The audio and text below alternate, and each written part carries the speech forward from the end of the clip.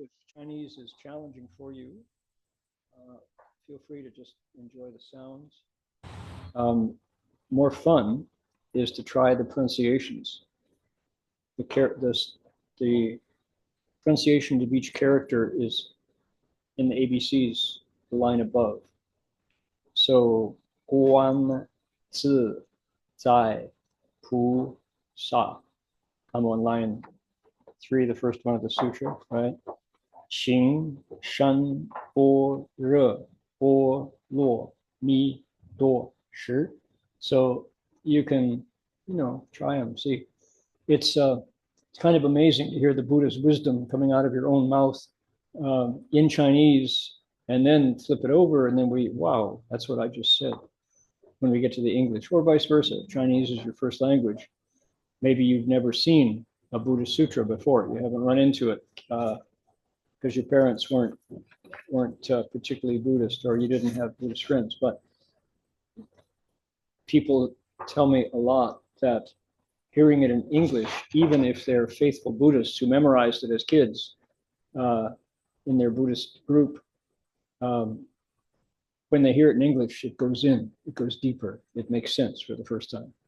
So there's all kinds of benefits in doing this with 2 languages. So, okay, now the Chinese is monosyllabic, so we keep track with the wooden fish. And we'll start out with Namo Boro Hui Shang Fo Pusa 3 times, then Boro Bola Mido Xin Jing, then Guanzi Zai. And how loud is enough? Just loud enough so that you can hear your neighbor. If you don't put any sound out, then they can't judge where they should be from you. So it's this way, nobody's voice is too loud, and everybody's encouraged to recite. Here we go. Namo Boro Hui Shang Fo Pusa. Boro Hui Shang Fo Pusa. Boro Hui Shang Fo Pusa. Little higher. Boro Bola Mido Xin Jing Guanzi Zai Pusa. Xing Shan Boro Bola Mido Shi. 照见五蕴皆空，度一切苦厄，舍利子，此不异空，空不异思，此即是空，空即是受伤行识亦复如是，舍利子，是诸法空相，不生不灭，不高不净。 不见是故空中无思无受伤行，无眼耳鼻舌身意无思想相为主，无因界乃至无意识界无名亦无名，乃至无老死亦无老死，无寂灭道无智亦无。 一无所得故，菩提萨埵依般若波罗蜜多。心无挂碍，无挂碍故，无有空不愿离见道。究竟涅槃三世诸佛依般若波罗蜜多。阿耨多罗三藐三菩提。 不知般若波罗蜜多是大圣，是大明就是无上就是无等等，当除一切苦真实不虚不说般若蜜多周地受周业界地界地波罗界地波罗僧界地菩提所哦。Okay. That gets down a little bit too low for even my comfort range. We'll see if we can keep the English up. Okay, we will conclude after down at the bottom where it says gate gate paragate parasamgate bodhisvaha. We're going to say end of the heart of perfect, end of the heart of Prajna Paramita Sutra. That's the concluding line. It's not here on the page.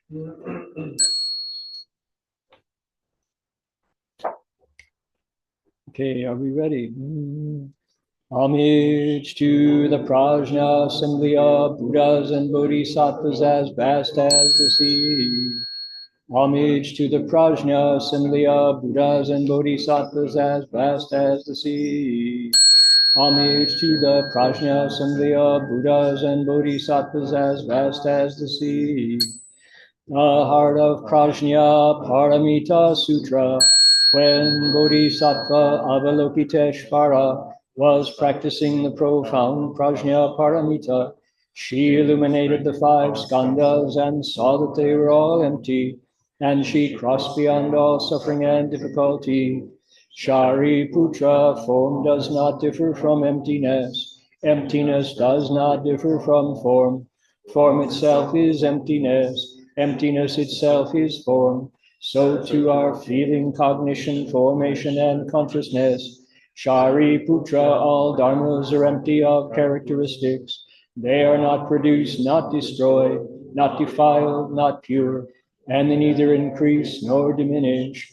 Therefore, in emptiness there is no form, feeling, cognition, formation, or consciousness.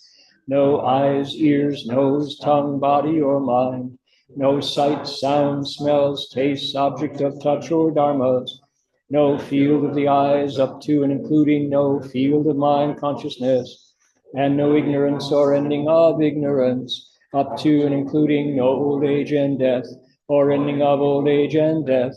There is no suffering, no accumulating, no extinction, and no way, and no understanding and no attaining. Because nothing is attained, the Bodhisattva, through reliance on Prajna Paramita, is unimpeded in her mind. Because there is no impediment, she is not afraid, and she leaves distorted dream thinking far behind. Ultimately, nirvana, all Buddhas of the three periods of time attain Anuttara Samyak Sambodhi through reliance on Prajna Paramita.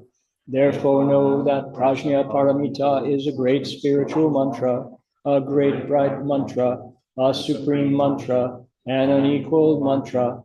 It can remove all suffering. It is genuine and not false. That is why the mantra of Prajna Paramita is spoken. Recite it like this. Gate, gate, paragate, parasamgate, bodhisvaha. End of the heart of Prajna Paramita Sutra. Excellent. Okay, hang on to your copy here. I'd like to go around and say hello, see who's here, if you don't mind. And this would be helpful for me to know. I'm interested in language because this is an encounter with multiple languages. There's English, there's Sanskrit inside it. We just chanted in Chinese. We saw how the Chinese dealt with the Indian language of Sanskrit. So my name is Heng Shi, and I was born in Columbus, Ohio, in the Great Lakes area, the Midwest of America.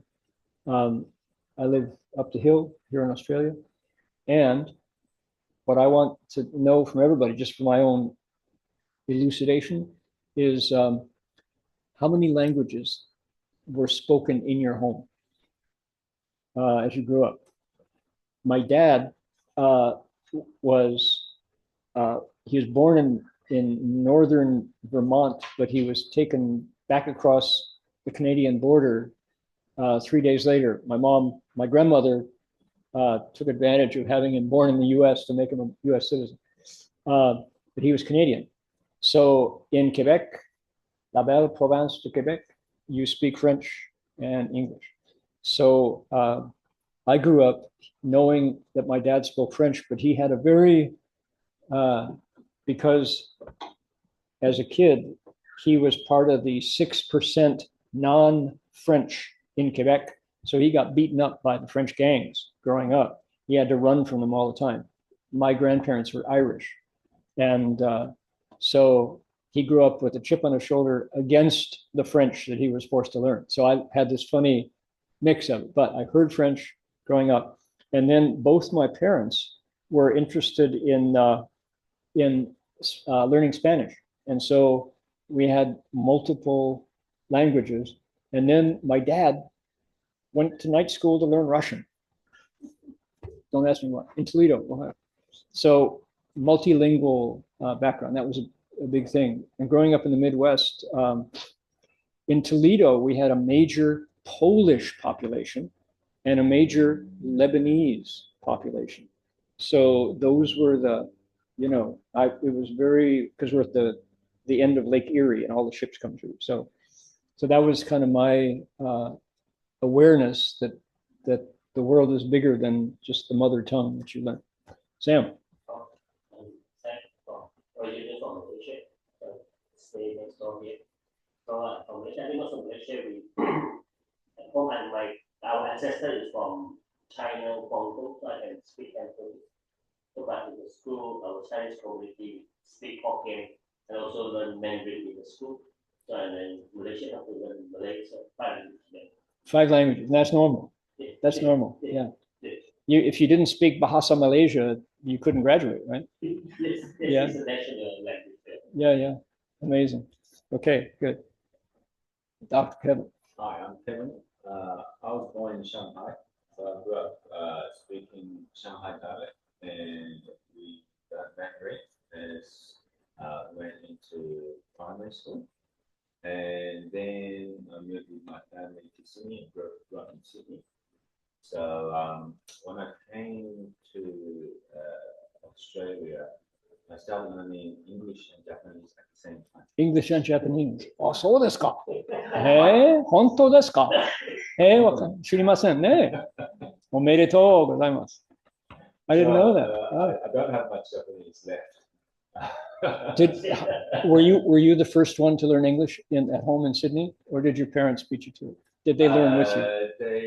They had very little English. My dad had a bit more English. Yeah, so we didn't speak much English. Yeah. But yeah, my Japanese, I learned it all the way until high school. Oh, that's right. Maybe actually go to night school. Yeah, pick it up, like refresh it. So did you keep your Shanghainese? Yes. You can still, okay. Yeah, amazing. Fiona. Yeah, mine's Fiona. Primarily English speaking, but I learned Japanese in high school as well. I don't know what it is, but a lot of the schools teach Japanese here. Wow. Yeah, and then my brother ended up marrying a Japanese lady, so there's got some nephews and nieces that are not Japanese. So okay, are they keeping it alive at home? Yeah, my sister-in-law takes them over to Japan, and they go to school for a month every year. Yeah. Fiona also speaks the foreign language known as teenager. Yes, teenager. It's from communicating to a different wavelength. Yeah, she's got 3 of them. Yes, so. I do. Yeah. Okay, nice. Sarah.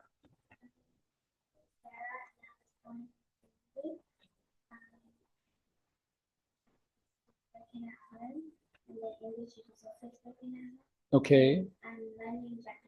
Oh my goodness. 1,2,3,4,5,6,7,8,9,10。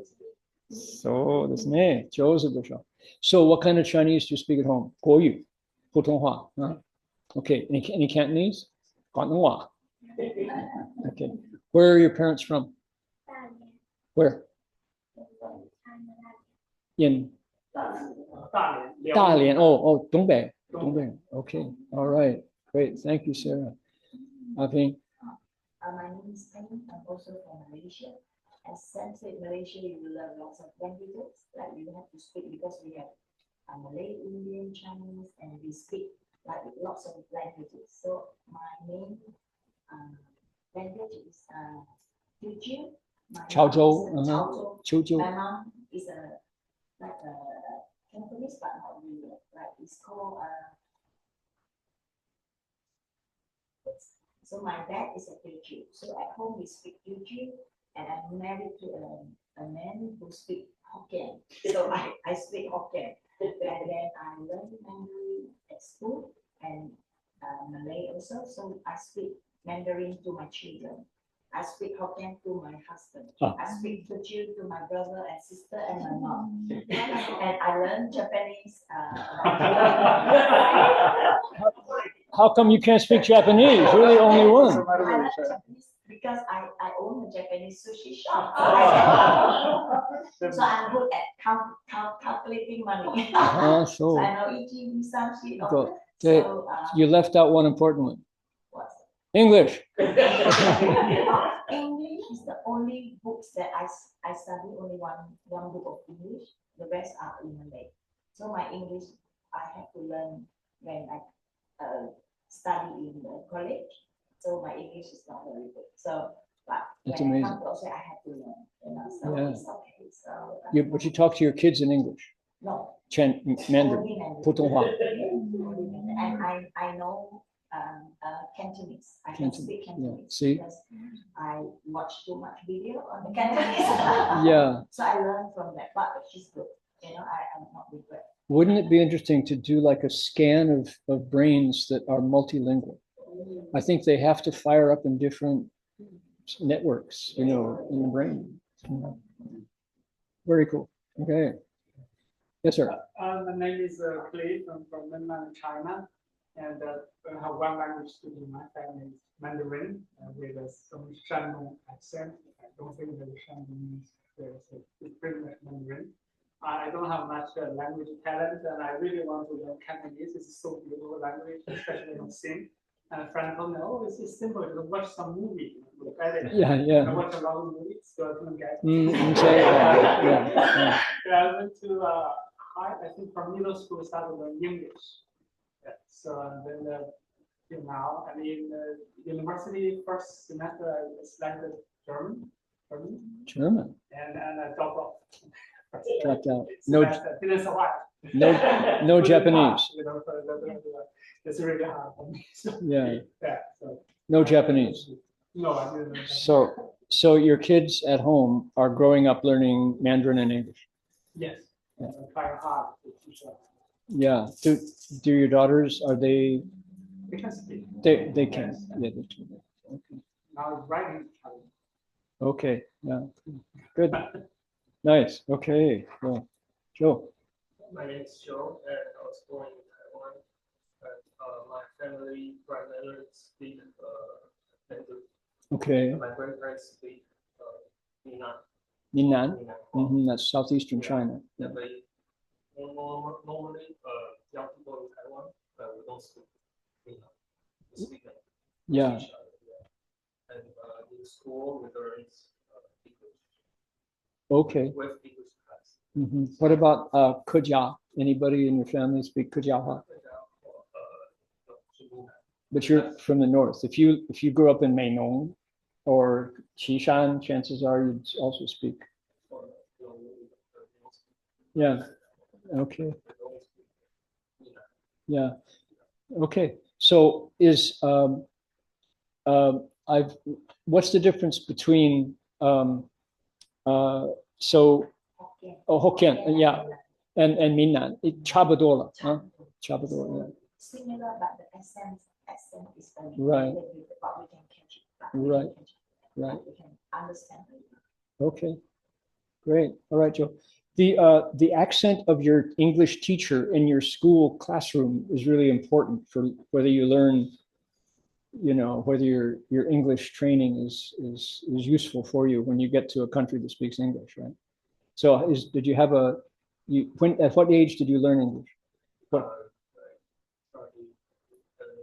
Elementary school already. And it was the foreign teacher. Yeah, foreign teachers. Yeah, foreign teacher. Okay. And also Yeah. As long as they're not Scottish, it's all right. That's right. Yeah, that's right. So I have some Taiwanese friends who, when they speak English, they sound very British.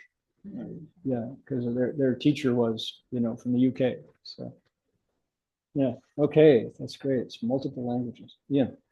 Hi, I'm Ian, and I was born in Malaysia. In Malaysia, I think we're exposed to a lot of different dialects, etc. I'm also married to a Japanese, so she speaks Japanese. Unfortunately, I can only speak English and I'm not good at languages. In particular. Okay, good. Let's go in the back, Document. I'm Tatian. I grew up in Gold Coast, but I was born in Taiwan. So growing up here, I would speak English, going to school and stuff. And at home, my parents are from Taiwan, so I speak Mandarin at home. So Okay. Mandarin and English. Any Taiyu? Yeah, only can listen, can't really speak it. Okay, Taiwanese. Yeah. So Joe said, if you're young, you speak Mandarin. I thought you were going to say, if you're young, you speak Taiwanese. But there's Mandarin. Okay. Okay. Yeah, my parents and grandparents speak Taiwanese. Taiwanese. Do they call it Minanhua or do they call it Taiyu? Taiwanese, yeah. Yeah, yeah. So when I first arrived in Taiwan and counted 1969, I was told, okay, these shops in Taichung where we were, they say, everything is up for bargaining. And if you go in and you speak English, they're going to soak you. They're the highest possible price. If you speak Mandarin, you get the second lowest price. You drop it a bit. If you speak Taiwanese, you get a real discount. If you speak Japanese, it's pretty much, they give it to you, half price. So the old generation got used in the 30s, got used to the Japanese presence. So 4 different prices depending on the language you speak. Yeah. Okay, in the back. I'm from Malaysia. I speak English with my parents, but I speak Mandarin to my grandparents. Okay. And then my parents speak Hokkien to each other, so I can speak Hokkien by listening. And I watch a lot of Korean dramas, so I can speak Korean. You can? Oh my goodness. So Korean that I watch a lot, but I can't write, I can't read, but I can speak and I can understand. Yeah, amazing. Listen, that's just from watching. Powerful. Yeah, yeah, get it. Amazing. Yeah, and also you left out Bahasa. Oh yeah, that's Yeah. Oh yeah, no big deal. Yeah, another language. That's this growing up in Malaysia or Singapore is just astonishing how your brain has to focus because you will meet those languages every day, even at home. Yeah. Please. My name's Taylor. I'm Taylor. from South Africa. Okay. We mainly speak English. Yep. We learned 2 other languages. Which were? Afrikaans. Afrikaans. And Zulu, because that was what was to my province, so we learned Zulu. I did it all the way up until I did it at university as well. Okay. And then I did some French in high school. Okay. Yeah. Okay. So at home, what was it? Pretty much all English. English. Yeah. Okay. We have some family that's Afrikaans, but mainly English. Okay, but in your neighborhood, there would be families that were Afrikaans Yep. preference, and it depends on your heritage. Okay, Yeah. cool. When did you have to speak Zulu? We learn it straight from primary school. So it was in school. It was because were you in KwaZulu-Natal? Yeah. Okay. Yeah. So if I was in a different province, it would be like Sutu or Xhosa or something like that, so a different language. But yeah, so what it is throughout. Can you click? I can do some of them. Yeah. I'm okay at it. Speak Xhosa, right? But yeah. And I actually used to live in Columbus, Ohio. So no kidding. Yeah. Oh my goodness. I didn't get it. So. The English spoken in Columbus, Ohio is very flat. It's not the most beautiful. Yeah. Well, I don't know. Today it looks like pretty much like yesterday, tomorrow won't be any different. So yeah. Okay. International livers. Yes, sir. Hi, I'm Craig. I'm from England. Okay, whereabouts? Down south in Weymouth. Weymouth. Okay. Very, very southwest. Unfortunately, I only speak one language. One language. So you won't want to scan my brain. Yeah. I was supposed to learn French in school, but I wasn't very well behaved in school, so yeah, not much to report on. That didn't settle in. Yeah. So can you speak Welsh or can you understand Welsh? No, it's very difficult. That's difficult. You have to really study. It's very, it's yeah. It's very hard to speak any or understand it. even reading the signs when you go to Wales. Is, Yeah. it's great. So what if 48 letters to a train station. Yeah. So Weymouth is down here, and Wales is just next, right? Further Yeah, so south. you got Scotland at the top. Wales is kind of central. Central. left, Okay. And Okay, right at the got bottom it. sort of thing. So Got it. Yeah. yeah, I've got like family from Scotland and Ireland. I think I have family from France originally. Okay. All Celtic. Yeah, got lost in history somewhere. So What's going on with the in Ireland? There's the learning the Gaelic movement, which is it flourishing or is it kind of just barely hanging on? Where I'm not too sure to be honest. and there's if I saw, I'm interested in languages obviously, but I saw this linguistic map of UK, including Ireland, and all the different from Welsh to Scots Gaelic to Irish Gaelic to to various kinds of to Cockney and stuff. So yeah, and it's apparently it's not kids mostly want to learn phone and want to learn cell phone. That's all they care about. Yeah. So it's a struggle. It's not really. There's no great nationalistic push to Yeah. So okay, well you learned some Chinese today. So, Yeah. yeah, Chinese. good. Okay. Back. My name is Han. My first language is Vietnamese. That's what I spoke at home, and I guess English because I was born here. My parents tried to take me to more Chinese temples where they would have the pinyin texts, and they did have some, like volunteer-run Chinese classes. I can't really read pinyin. I think it's very difficult because the tones in Vietnamese, we have tones as well, Right. but it's completely different. Right. So I think when I try and read pinyin, it's a bit confusing. So it's either I hear the sounds either from memory, where I can read some of it, but I can't really read it, to be honest.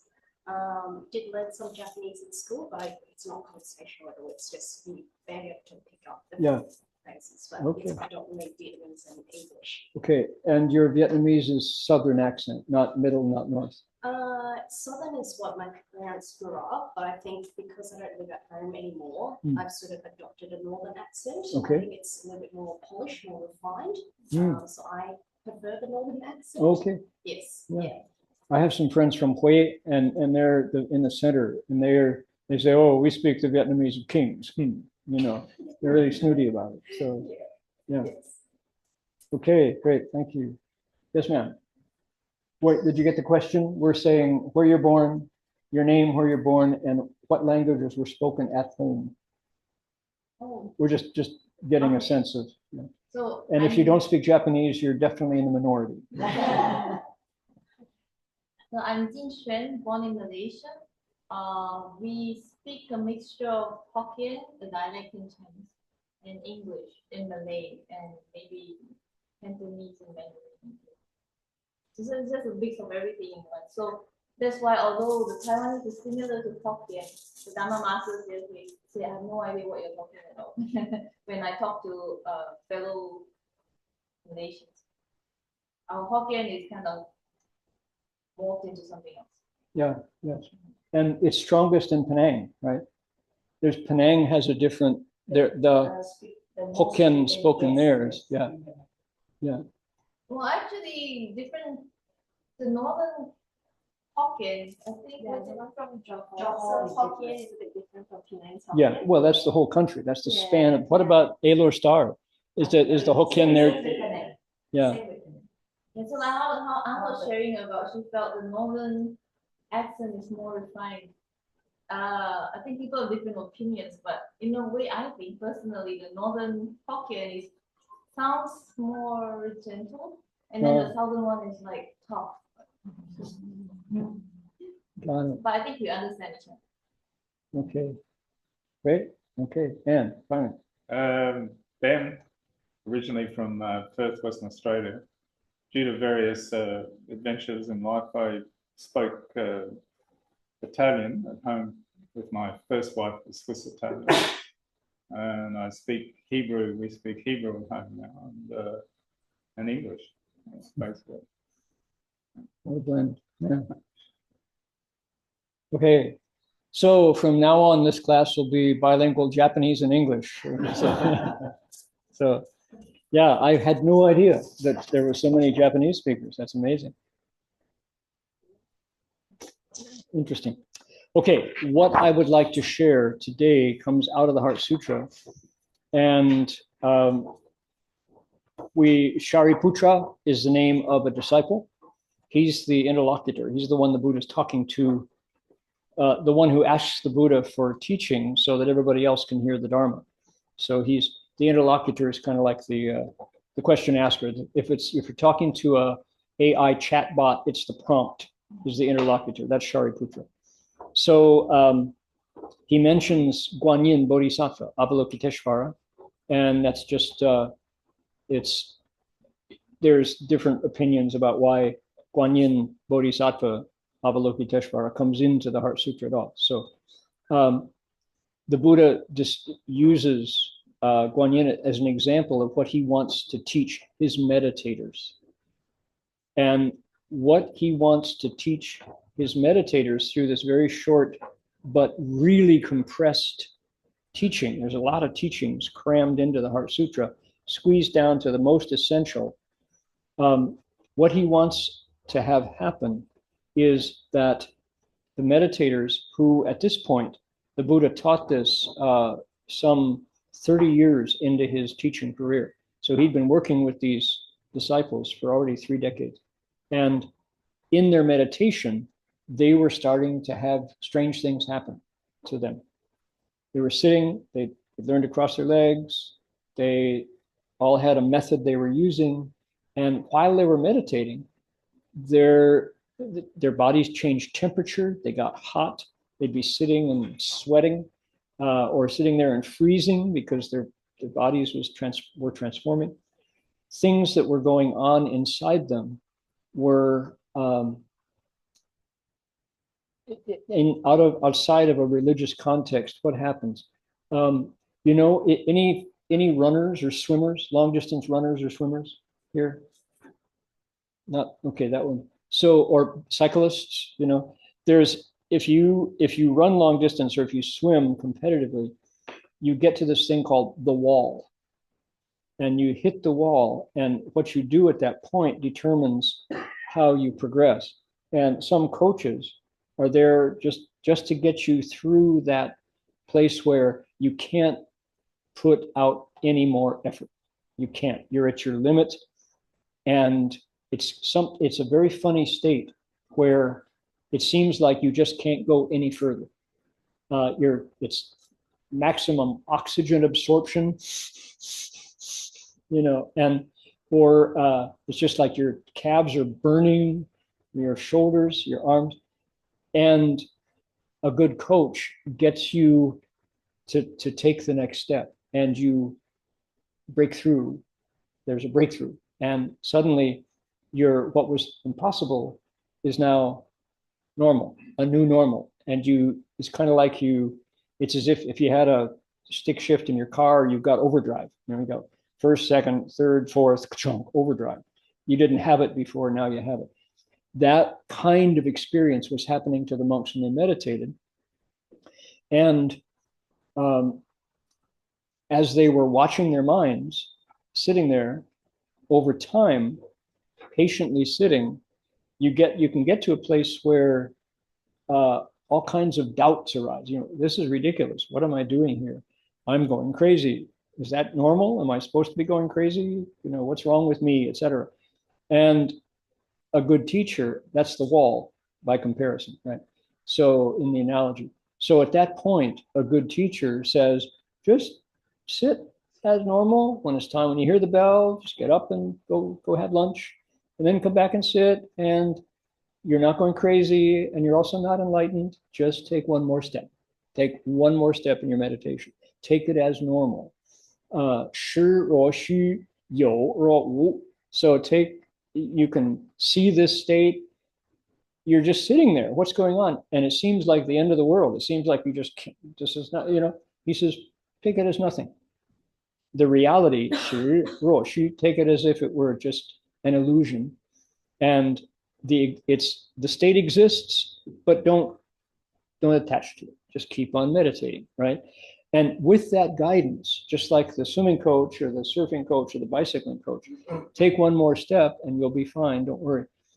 Suddenly, the word that appears constantly is empty, kong in Chinese, shunya in Sanskrit. And it's like you empty out that state and suddenly empty becomes ing, emptying. You're able to like say, yeah, wow, this is actually really comfortable. Where'd that pain go? I emptied out the pain. I emptied out the fear. I look at my body suddenly seems to merge with the universe. There's no boundaries like I had before. This is all vibration. This is all color and light. People report all these transformations of what was previously so solid is now empty. And you see it as has anybody? There's a wonderful video that was making the rounds back in the early days of YouTube, where they start. It starts from a telescope, and you're looking at a very distant galaxy, and then the lens draws back, and you get into the solar system, and oh, there's the moon, and then it comes back, and then you realize you're looking at somebody's eye, and then it goes into the eye, and the eye expands, and you go deeper and deeper. And so there's this inversion of distant and near and outer and inner. Anybody seen that video? It's about a 2-minute thing. And it's just this focusing. And the thrill of it is when you get to the eye that is perceiving the vast dimensions of the galaxy, suddenly you go into the eye and you realize this is another galaxy inside the mind, and it just goes expanding through the eye, you know. So it's very artfully done. I'll see if I can get a copy. That's a really compelling, because inside and outside swap, and far and near flip and merge.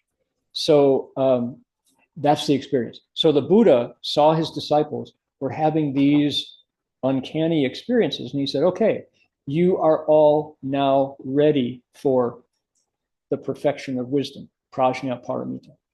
And that's where this teaching came. And he explained, he gave them a principled explanation of what they were physically experiencing in their meditation. So let's go on down. He says, Shariputra, form does not differ from emptiness. Then he says, emptiness isn't different from form. Form means body. The body, this solid thing, and space are the same, he said. All right? Challenging to logic. It seems illogical. Then he says, form is emptiness itself, and emptiness is nothing but form. So too, and here are the key sentences for today: feeling, cognition, formation, and consciousness. Okay, what are those? Those are what's called the 5 skandhas, which appeared in line 2. When Bodhisattva Avalokiteshvara was practicing Prajnaparamita, she illuminated the 5 skandhas and saw they're empty. So what that means is Guanyin Bodhisattva was meditating, and she had this experience of the body changing and the mind changing as she got to the wall, you know, so in the analogy, and it changed. And she meditated again, and here's what started to change: form, feeling, thinking. How do they translate it? The formation and consciousness. The 5 components of the personality started to break up. That's what the Buddha is talking about in the Heart Sutra. He's saying, look at you, the meditator, when you start to get good at your meditation. You need to know this knowledge. So he starts with, what are they? The word skanda is a Sanskrit word that means heaps, components, gatherings, collections of. And this is also Buddhist psychology. This is the Buddha's own description of what a person is. Right away, when we touch this level of Buddhism, it's all about people. It's all about humans in particular, but not limited to humans, animals, spirits, etc. So he says, here's what a person is. You ever wonder, who am I? What at heart, who am I deeply? The Buddha said we are two things, body and mind. Body is form, feelings, thoughts, formations of consciousness are mind. So they don't have a physical component, but body does. Every single person can be analyzed into these five things. So if you're a practicing psychotherapist or a psychiatrist, if you have ever taken a class in psychology in your schooling, this is interesting stuff. This is the Buddha's vision of what a person is. He says body and mind. And here's how it works. He says, as you're sitting there, the solid parts are the bones, the skin, the nails, the teeth, the hair. It's holding you up. The liquid parts is the blood and the tears and the sweat and all the different fluids. There's warmth in the body, keeps us very constant. A little too hot, we have to cool off. A little too cold, we have to warm up. And then there's spaces. There's the ear orifices, there's the hair pores, there's the eye that allow you to see, lenses and all. He says every creature on earth, from earliest times to the far reaches of the future, are made up of earth, air, fire, and water. That's form. That's the first skandha, the first heat. Now, the thing is, it is really dynamic. It's not a static thing. We're changing all the time. When we take a shower, we just wash off cells and hair and down the drain, We look at a picture of who we were at age 3 compared to who we are now and who we'll be when we're 75. So super dynamic. When we're sick, it's because the earth, air, fire, and water got out of balance. So Chinese medicine is based on the idea, and Ayurveda medicine, Indian medicine, rebalance. Just put it back in balance and you're healthy again, right? So the Buddha says, right, there you go. This is your current home. And guess what? It's empty. There's nothing to hang on to. Don't believe it. After we die, we recycle our elements. The spaces go back to the air, the liquids evaporate, the flame goes out, we turn cold, the earth reclaims the body.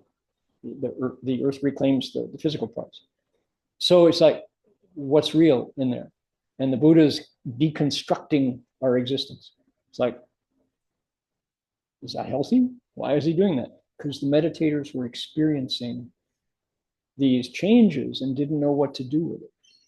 Now, he says, form is not different than emptiness. Emptiness itself is form.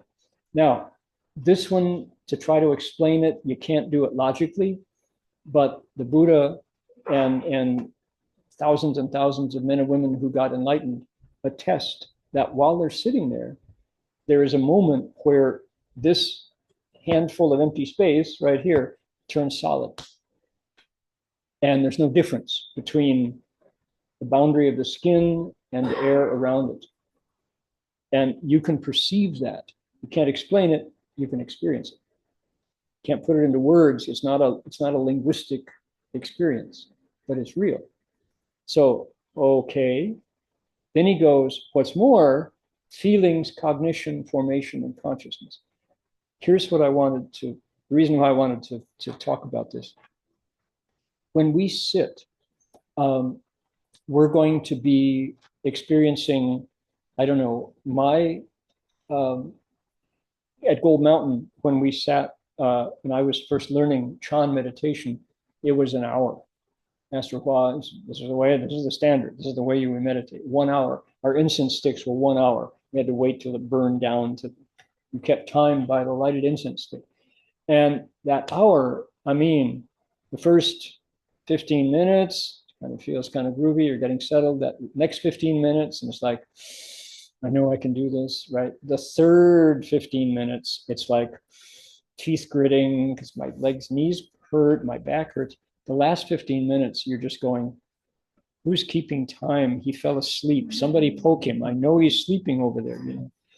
And I don't dare drop my leg because as soon as I do drop it, that's going to signal the bell and I'll feel like a loser. And so I can wait until he rings the damn bell. You know, you're just going crazy. Anything but groovy, serene meditation, right?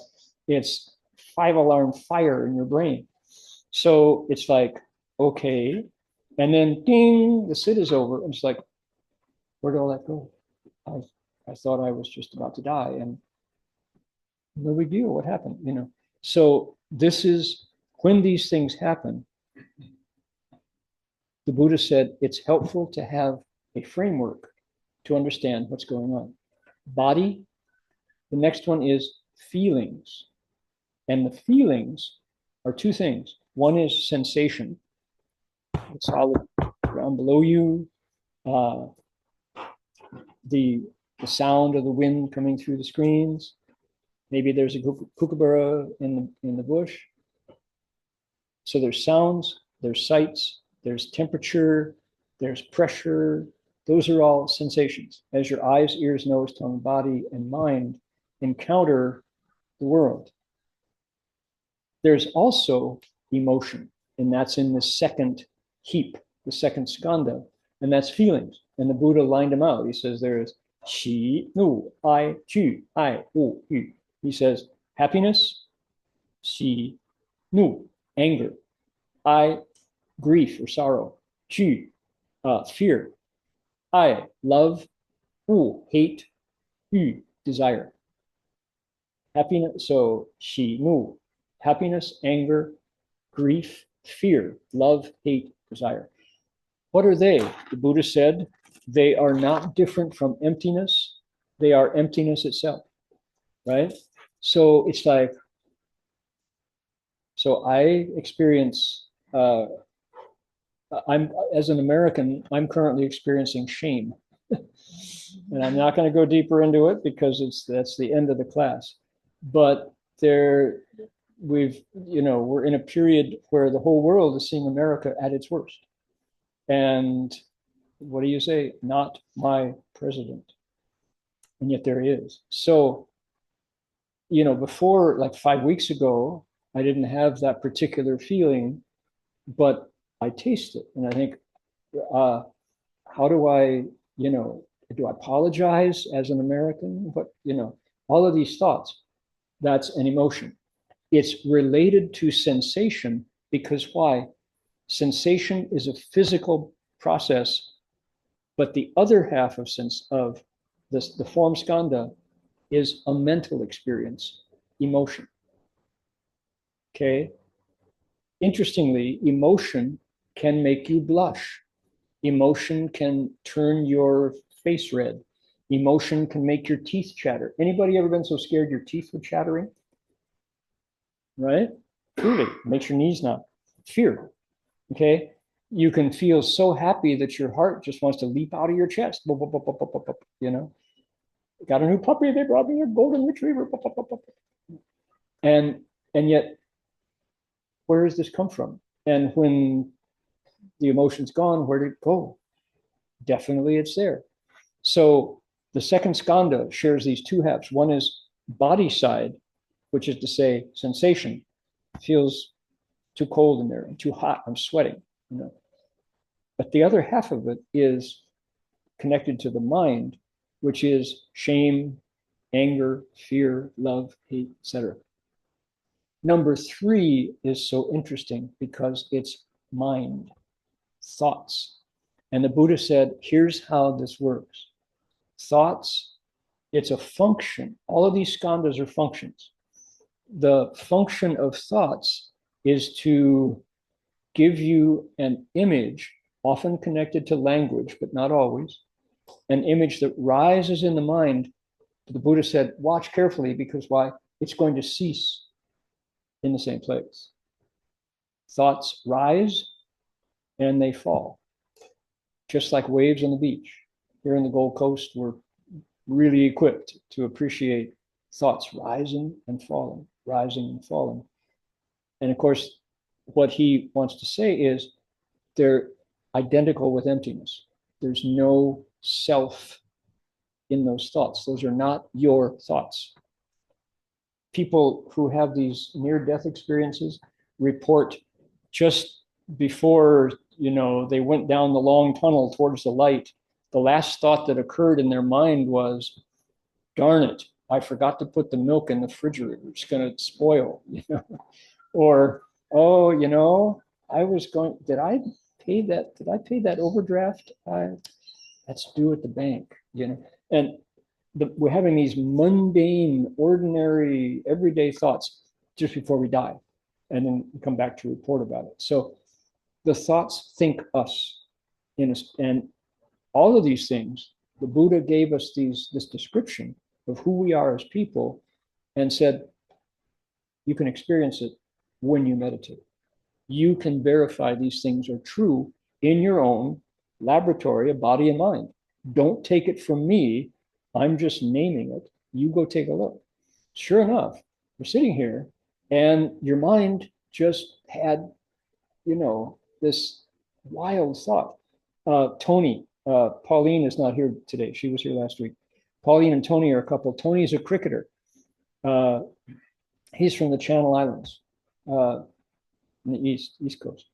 And he's a very funny guy, and he'd say, I was sitting here meditating and my mind was on the cricket pitch. It's just, I couldn't pull it back. Sure enough, those thoughts think us, right?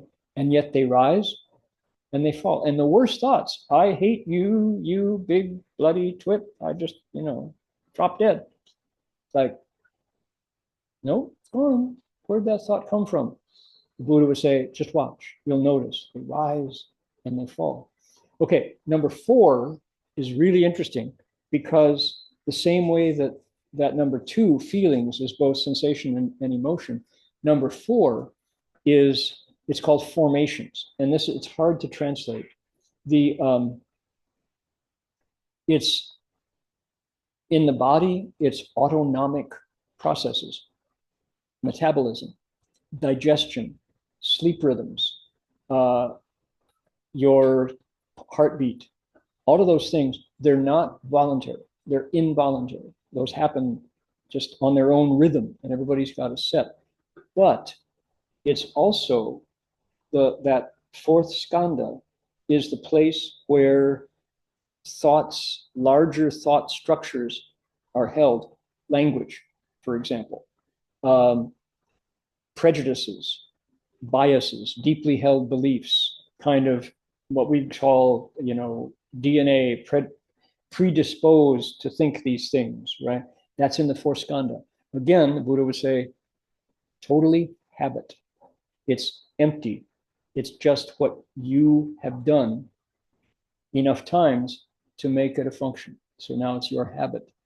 Like racist views, can you change? Because Pauline Hanson have a prayer of, could Pauline Hanson ever change her views? Who knows? She's been, as long as I've come to Australia, I've heard Pauline Hanson described as, one nation's racist in chief, and she quit at one point and went back to England. And then now she's back in Australian politics, still upset about non-white people showing up in Australia. So that's the 4th skandha, unexamined.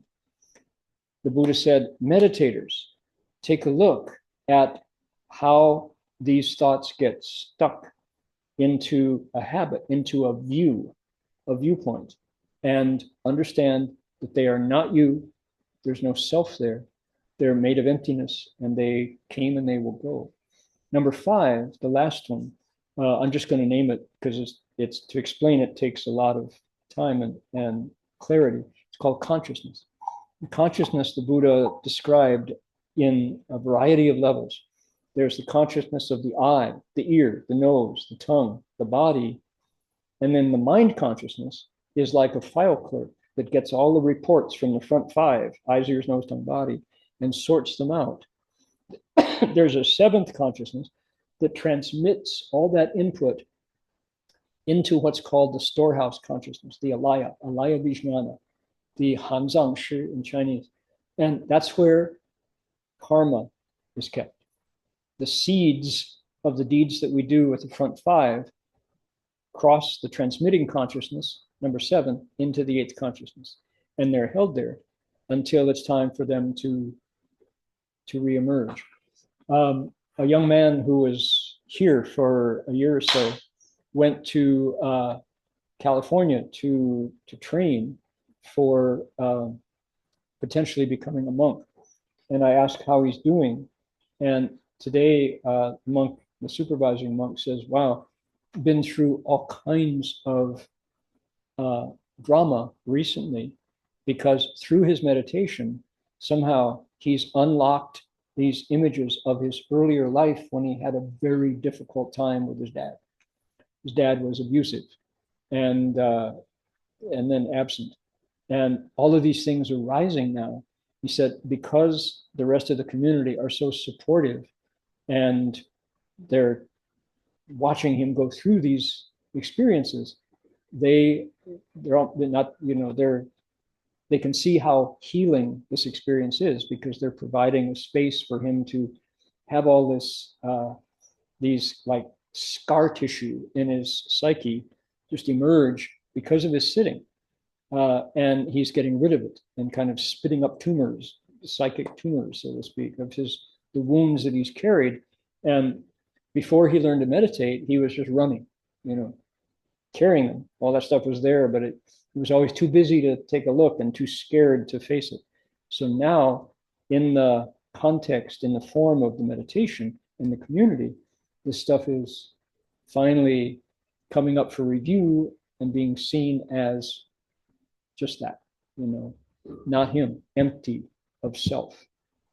So form, body, that is, feelings, sensation and emotion, thoughts, waves on the beach, formations, both autonomic, non-voluntary, involuntary processes, and kind of viewpoints or habits of mind, and then consciousness, the front five, the 6th, which is the file clerk, the transmitting consciousness, and the storehouse, that when the time is right, can spit back to consciousness the things that we've planted, the experiences we've had growing up. So the Buddha said, there you go. This is what a human is. All humans, not only humans, all beings. Birds have their set of skandhas, their set of heaps or accumulations, aggregates, they're called. So this is very helpful, because if we sit still, even for 5 minutes, we will be using our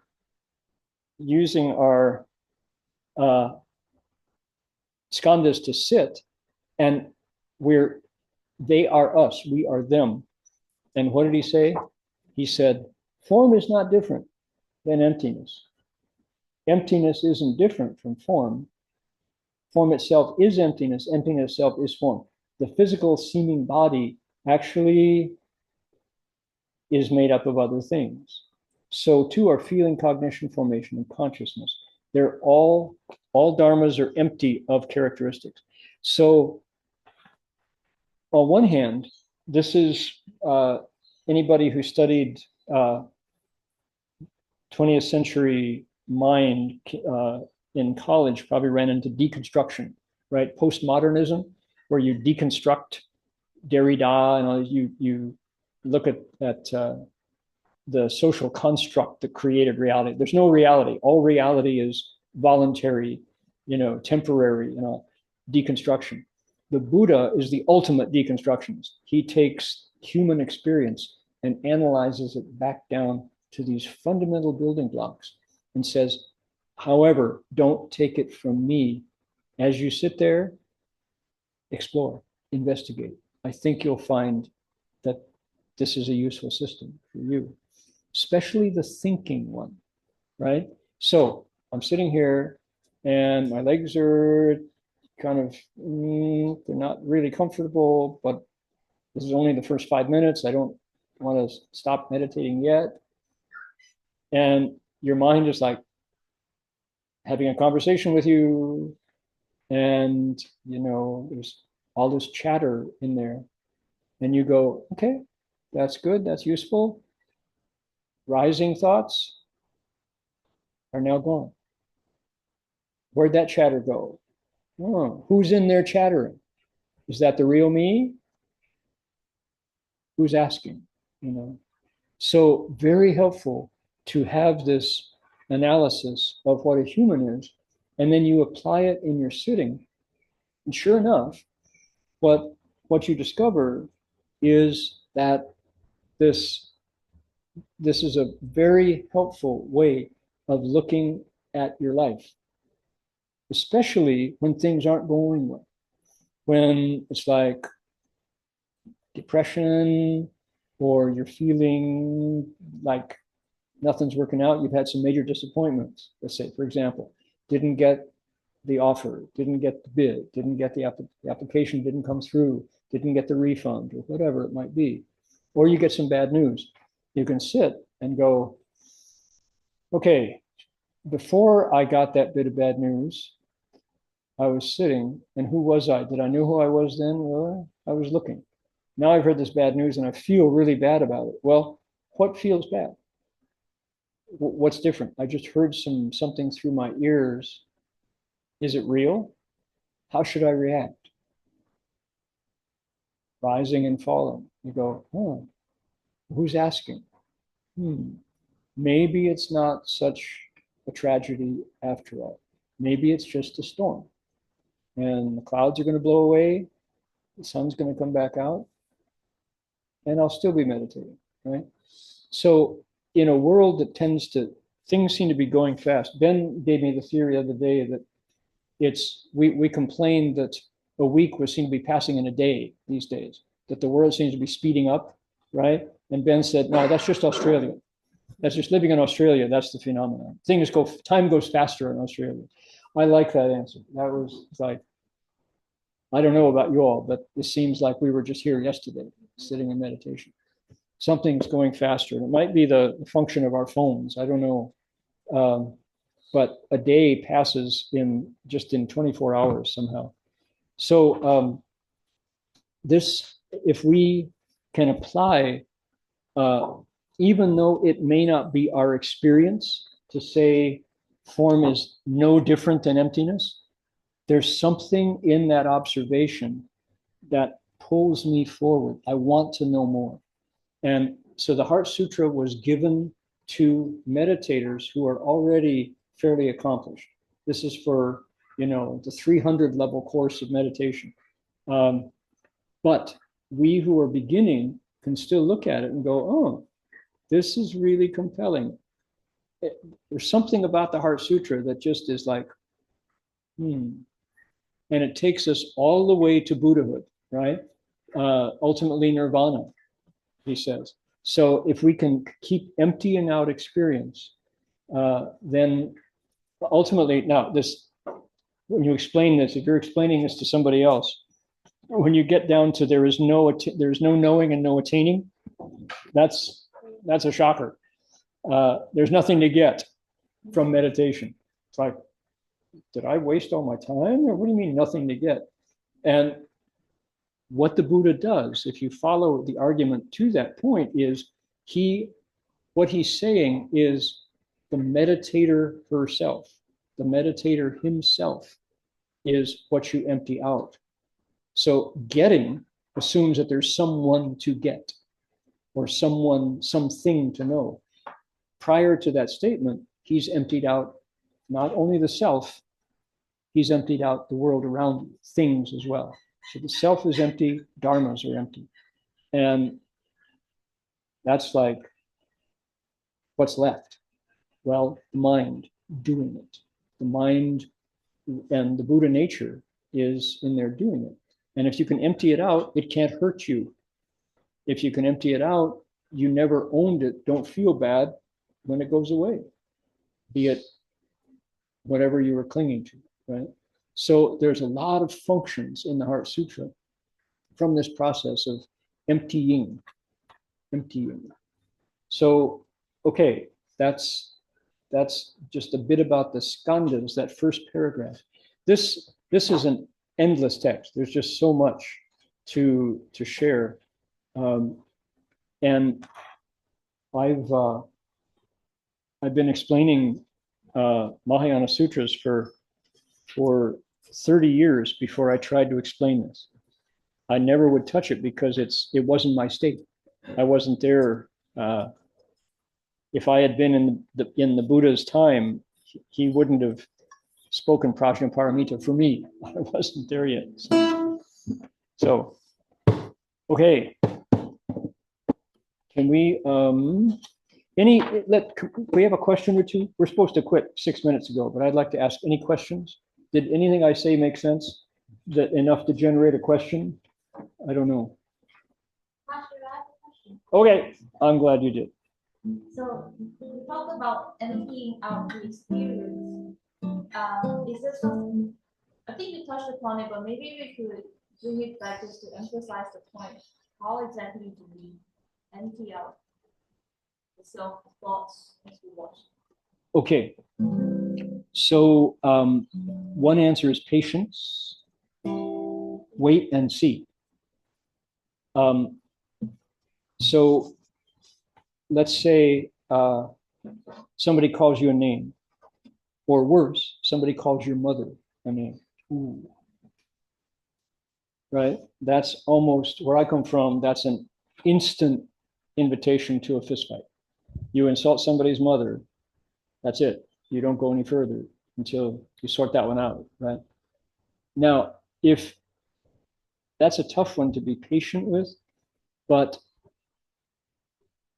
I've seen this happen when somebody was trying to get the goat of another individual and who was a Buddhist, and they were just throwing all these insults. And the purpose of the aggression was to fight. The guy who was just, he wanted he was full of whatever he was full of. And he wanted to take it out on somebody and fight. So he insulted this guy who happened to have patience paramita, this gong fu of patience. And the guy said, "Oh, your mother is just a sort of blah, blah, blah." The guy says, I know my mother, you've never met her. Nah, you should meet her. She's nice. You'd like her.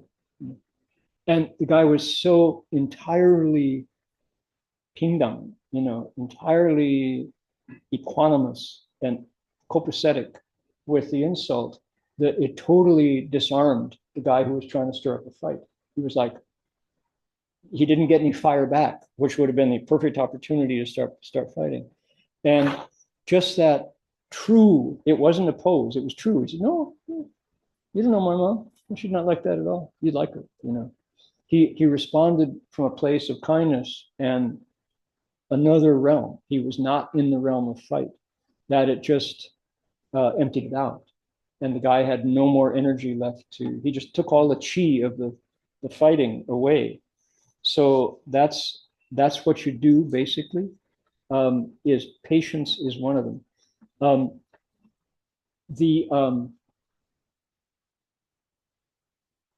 It's not as simple as that if you haven't put in the work. So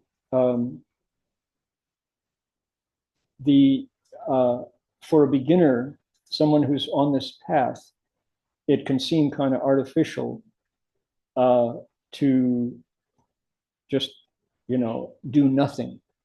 Are you a wimp? Are you a coward if you don't fight back and all? It's not. The person who answered, "You don't know my mom," is a meditator of years and years.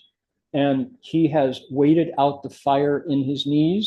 He has waited out his own desires that prompted him to get up out of the meditation and go buy a Tesla, or go gamble at the casino. He waited. He's just his own desires rose and fell.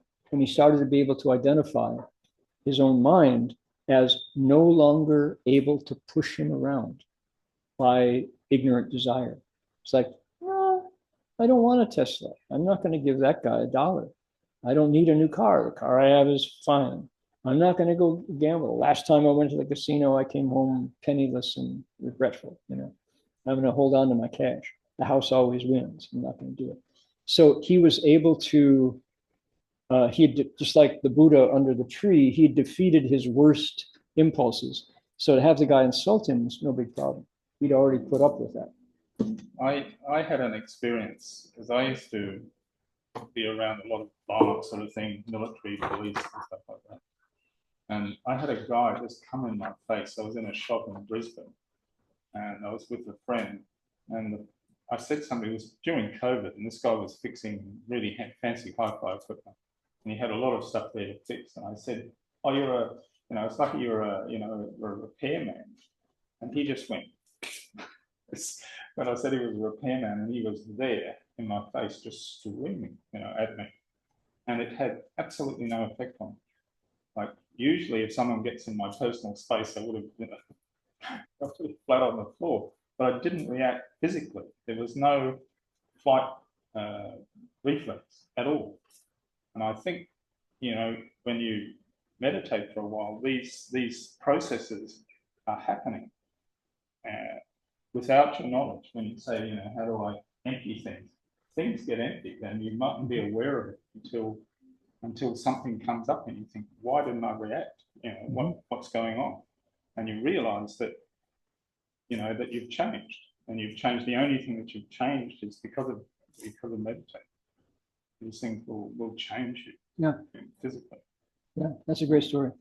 So does that make sense, Chin? Patience is more. I was thinking earlier, explain the wisdom sword, and I will one of these classes, but it's not time yet. There's the shamatha. There's two kinds of chan. One is calming, one is contemplating. The calming one uses what's called a vajra sword to cut through false thoughts.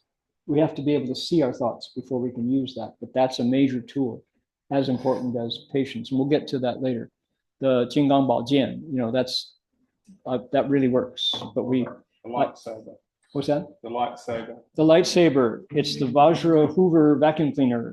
You know, whatever you call it, you just sweep away those thoughts. But if you're not able to see your thoughts yet, then that doesn't work. So, sure thing. You bet. It's kind of similar, I guess, but related to your about the wall, like hitting a wall when it comes to physical stuff. I've experienced it before, but when it comes to your mind, you hit a wall.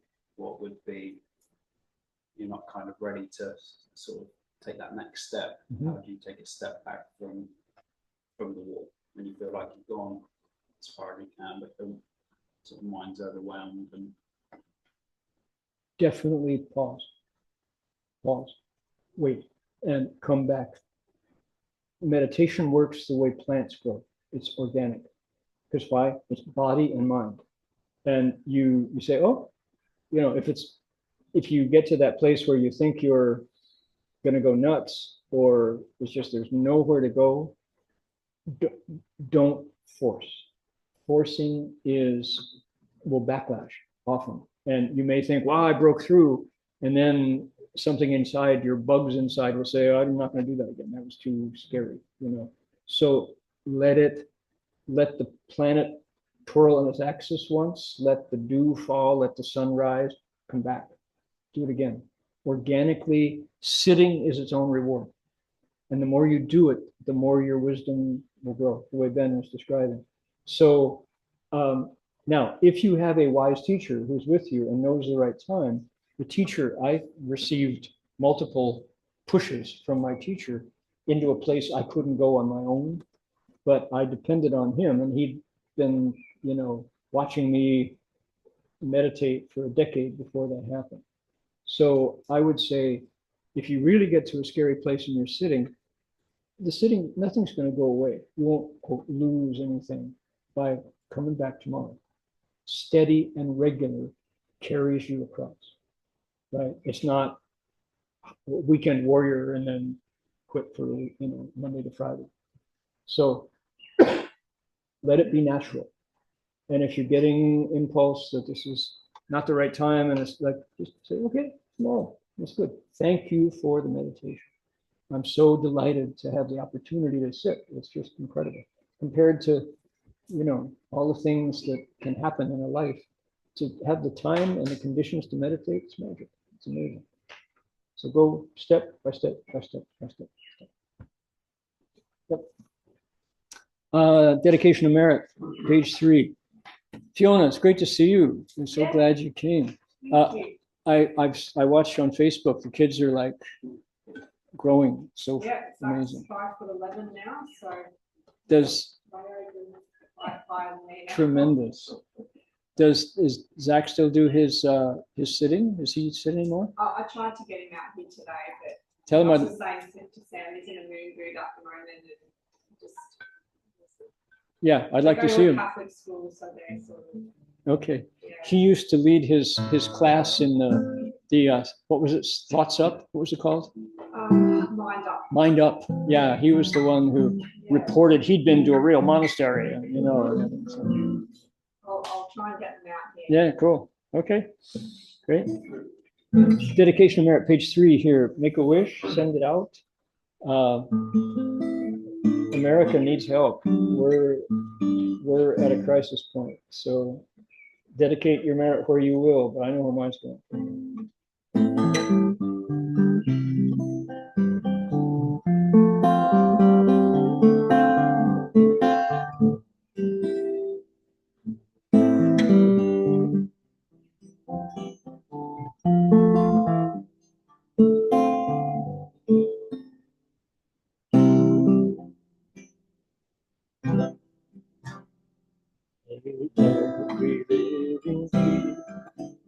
Our minds as one and radiant with light, share the fruits of peace, with hearts of goodness, luminous and bright. If people hear and see, our hands and hearts can find in giving unity.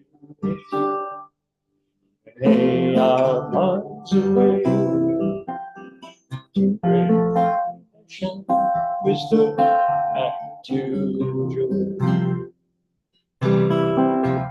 May kindness find reward, may all who sorrow meet their grief and pain. May this boundless light dispel the darkness of our endless night. Because our hearts are one, this world of pain turns into paradise. May all become compassionate and wise. May all become compassionate